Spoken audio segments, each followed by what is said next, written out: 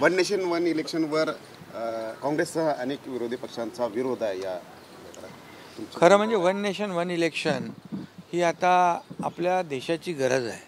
खऱ्या अर्थाने जर आपण पाहिलं तर वेगवेगळ्या निवडणुका, लोकसभेच्या निवडणुका, नंतर विधानसभेच्या निवडणुका, आता लोकसभेची आचारसंहिता झाली, मग विधानसभेच्या निवडणुका झाल्या, त्याला आचारसंहिता लागली, त्याच्यानंतर लोकल बॉडीजचे इलेक्शन, महापालिका, नगरपालिका, जिल्हा परिषद, हे कायम हा इलेक्शन मोडमध्येच आपण राहतो।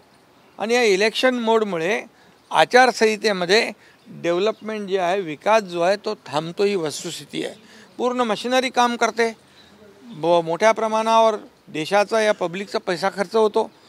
आणि या सगळ्या याच्यामधून आपण प्रत्येक वेळेला प्रत्येक निवडणुकीची आचारसंहितेमध्ये या लोकांना जे आपण विकासाची कामं आहेत ती आपल्याला थांबवावी लागतात। आणि म्हणून यासाठी देशाच्या प्रगतीसाठी हा जो विचार मोदीजींनी मांडलेला आहे, याच्यामध्ये देशाचं प्रगती आणि देशाचं हित आहे, देशाचा विकास आहे। आणि म्हणून या वन नेशन वन इलेक्शनमुळे देशाची प्रगती मोठ्या प्रमाणावर होईल, विकास मोठ्या प्रमाणावर होईल।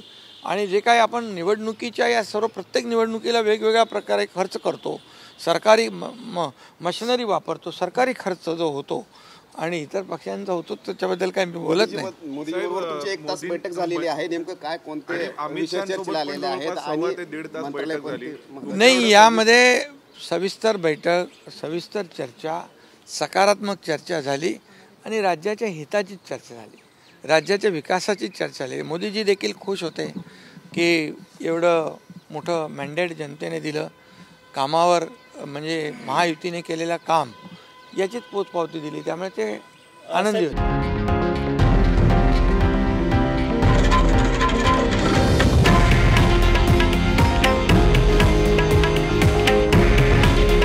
हे आहे देशातील नंबर 1 न्यूज नेटवर्क आणि आपण पाहत आहात TV9 मराठी।